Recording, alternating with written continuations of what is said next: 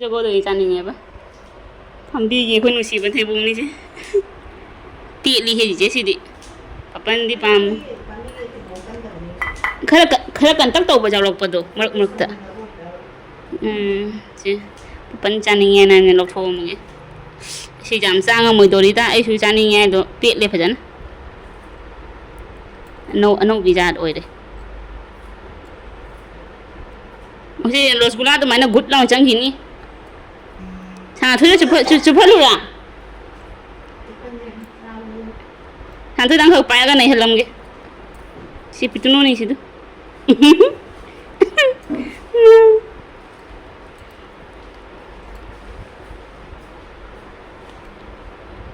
si kecil pernah auto bateng kota hapse lam dulu ben nih haina kang soy sao sih haina kang soy nih hao ben nga su thong nga thong vậy hao nih nga thong sih loin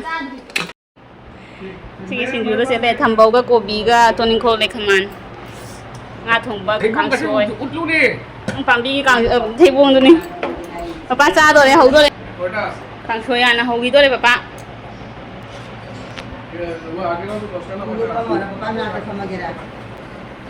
udi Sini dah ke?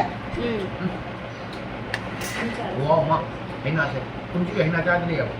Quay làm sao? Nó đang trai rồi sống như mình này, ấy mấy nó cũng hơn đây này. nga đang chai nga làm hao đi literally Ấy nó hao leo gì? nga đang itu saburi su jana ba do oi di ba literally nga đang itu yam di jang kita ni khôi lâu tâu rồi Chỉ là gì? mando Không thấy anh kan được. pi Nó chỉ hay lắm nè, mà má nó mua cái xin tôi tốt cái này, ngang là con cái hay luôn là xin đâu đi, cái xin đi. hai de Cái hay đấy cái tao không tiền này. kan pi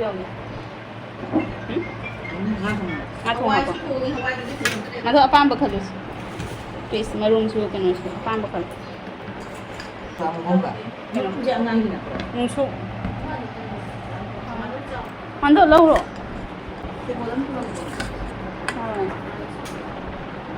Ngang gitu nak. Hawaii tu sana. Hawaii sana ya kak? Hawaii tu kapan tu chân là mình masalah lagi dulu. Yung sa doon ko. Sau khi lagi thấy Yung masado, hina sa Mấy doon. cái mà nó cho nó mấy mobile à? Kari, Mấy cái phim này đi à? kari hai ba? Kau ni noi ki babung kari ke no ka tano hai dai. Cái đó nó cái babung cái hết ada hay. Aku ka hari pa do di mato to na ning ni. Ấy cái mình đang mang cái này Ha? Ini mình đang mang cái này Yung tiyan masama sa pabung hai lag paduga. Ada di pabung hai ni eh. Mình nhìn thấy môi này vậy. Anh tàu ni si. Ke no to ko no. Tumorong sinam ko to. Si si hapon man ni thing mo. Koi happy. Kalau kamu hau deh. Parang happy hao Si jaga re. terus, si jaga terus. Macam mana itu? Kita ni jaga je kita nak. Oh, sindu caro ya kak? Atau apa ke? Asyik mau boleh. Asyik dia môi này. Asying ba ni? Asying banget ba ni? Không hồ có cái rau thì cái này có hậu thì nó kia. Kotrong ho ba thambo ye. Kai da hawi no kang de ta ne. Sa ba ni na sa khum da jam sa le tu na siga hol da la cha ra ni. Siga na inge ba. Nói kinaran na po mo dan. Kapag parang kokto pat ka jam ito. Macam apa malu lah? Papa, nga thong ba tu kamai taw le hai do? Kuha mo yung kapag Ando. jauh din. Nga thong ba hao ko? Hậu na. Jaga je. Hậu ấy. Isa isa sa. Sinju. Sindu tu hậu ấy. Nga thong ba tu jam hao ga re. Mấy bạc được này. Ma lu ba ja cha ni. Cái kia. Kai ai gya? Chắc bay chưa cả rồi. Ha? Chắc bay chưa cả rồi. Ja ye. Biết không này? Hoy pa hisap mo to re. Papa, nasi kari na ihaw-haw eh. Cha to eh. Nga thong cái hậu rồi. Đấy đi, càng xôi số hào đi. Anh cứ cái hậu đi. Hay nào đó. Hay là Rồi hào đấy hay, papa. Chắc ta cha bao lâu này. Nó nối tới lại. Nối lấy xin đi, phải đi chỉ cùng lấy. Phải dẫn nó xa đấy. Thôi hay cha rồi cái nó nối tới lại hả chị? Nung tin chứ. Nè, chị phone muốn đang sẽ lấy nhẹ gì? Nó nôn này. Nonobi. Long hairo, long hairo. Long ayu long. Ela chi long do. LIC da yaw ba ne akhoi ge long do. Dalchini masala da yaw ba long. Dalchini jabu masala yabu long do. Bathroom lay de. Imung chang si la khoi no noi da. Han jum sang ka khare. Kana lay ge. Nge tum ni. Ma phut me se na han lo ri man ne se ma. Si se kana taw ni si ki pura size ta phang ni ne. Ya mata sa khare. Ke mo li ne. Ha. Murani manu ja taw ri. Isina khara taw da sa loi dro. Sa loi ya ro. Jang khara ga. Mut pa jang ga seng ba wa ba.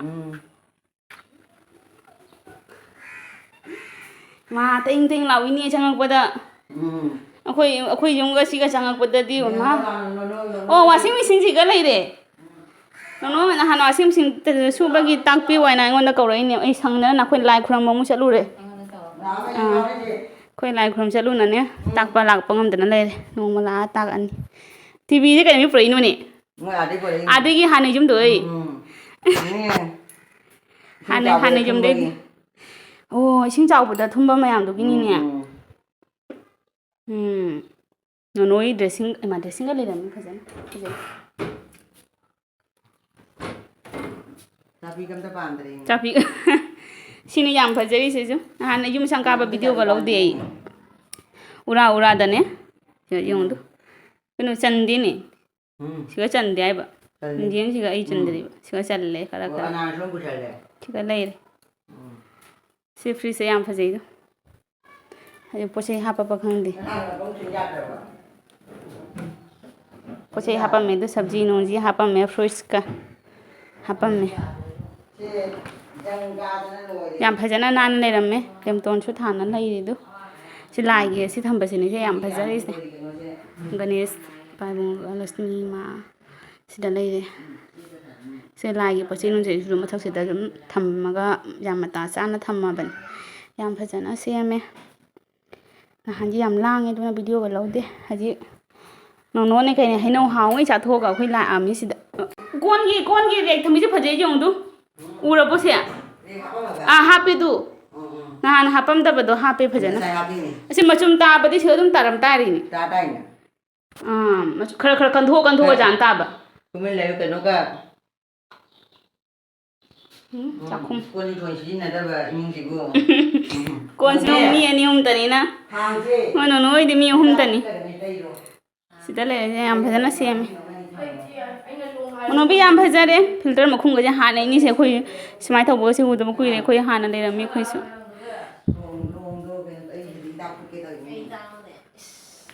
Ayurvedic hidak se mani mama na lai gadra yam kana ba hidak nonogi room odo ni ko si se khoi monobi gi room sajai da ba wal chang ba tangai ri sajai ga da ba wali mai se is magi se le do travel gi trip chat pa gi ni je mai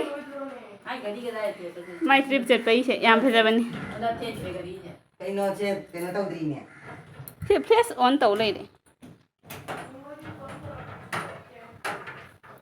chale sangi je ai color ga simam de na ka pis ai godrej ki color jo wo de to kari ori de to mana khali ro kai na mai panjab color khali ni monobi na color se na chana lai ro se Sa dan dai ni ji.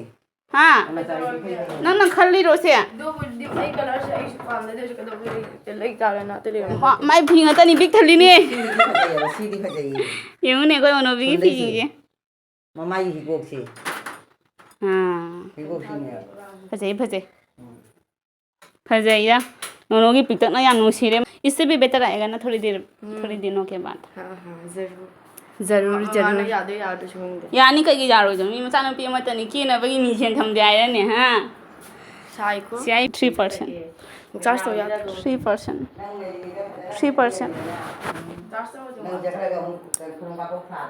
430 पर डा सिसु याम फजे pink colour pinkish याम फजना आदि मता सारेदा नोक्स नोक्नरमिना जहा तवदा नुंगायन सिगा पापा तुमिरो मनोबी सी पापा तुमबिरो Mandi mai cái nồi cái mà mai cái bánh pan. Đây là lại gì plastic cái gì Gari ada le do. Gari ye deng tau bi do. Lagi plug ai. San si ko mi tha da sujal lu ni. Cái nón tàu đi. Tu. Khờ ngà là cái khai đi tới mà này kia yên nè anh kia. Cái kia xem mà sai. Cái mà sang thì này kì. mà sai máy tàu đấy. Cái anh đi anh được đang là Mình là lại nhìn thâu cả đó. Lại nhìn thâu cả đó chụp lắp thả đi. Cái đi đến ngàn thì tiếc lắm. Chị thả là xuống ngàn. Inverter freeze lối na washing machine ahan bang ta lawri ni. Chị thả là gà đi xuống ngàn là mấy sai. Nonobi. Na ji washing machine je phi su ta ga nang hei ga dro khang ga dro. Khang ga dro. Ta ma ge do che lai ngai da. One asu thok ro. Samsung gi washing machine. Bathroom su yam phaja bane na han di is khong se sujin ga re khong na re. Thế bùng thôn xe mà hào bani. Khoi Nonobi oi gi. Bùng thôn xe.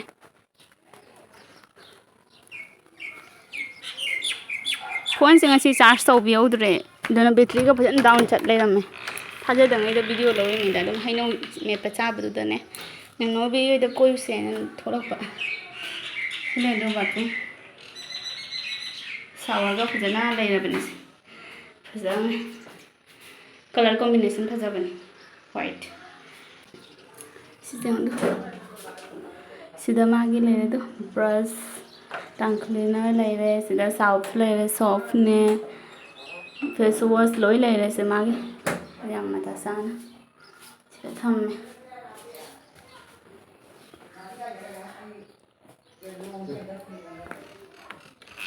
se le se bathroom ani sonda su simple sina simple sondana design jawba yam ularaga Nonobi do phi su batam ke khang gani ai kari ya color ga tera mi sidi ya matan san tha moi steno ni di filter gi siga color ga tera mi du nusi yung ne filter steno si ai badu ya matan sang ai dang gi se hawe se Rồi giảm hấp rồi thì tăng tên này hấp bes. Nga mà sang này giảm hấp rồi thì tăng tên này hấp vậy. Rồi đấy. Chúng mình hấp thì thằng xin cái pakhat le ba mà sang cái video ka lo rồi thì lâu na jai ra thong ni. Hao rồi ni.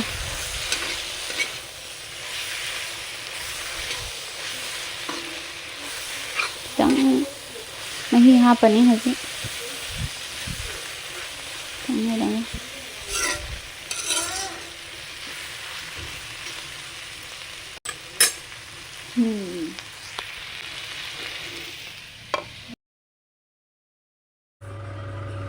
HP istilahnya sahabat na jangan sore ya ba. Maaf sele.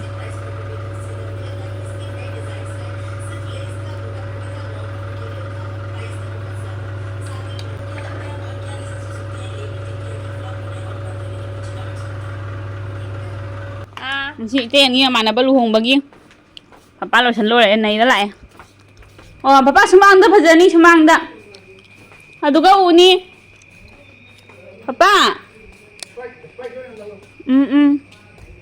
papa thuộc tôi đấy đưa chosma nè tupi đó lo thuộc gì tupi lo thuộc gì Hol na tapo.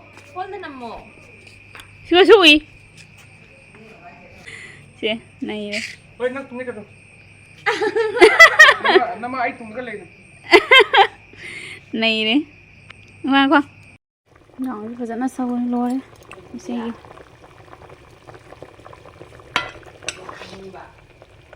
không ai xin đi bằng cái nó giúp xong rồi phải giàu xin là bà hiền nó xin là bà gì rồi hào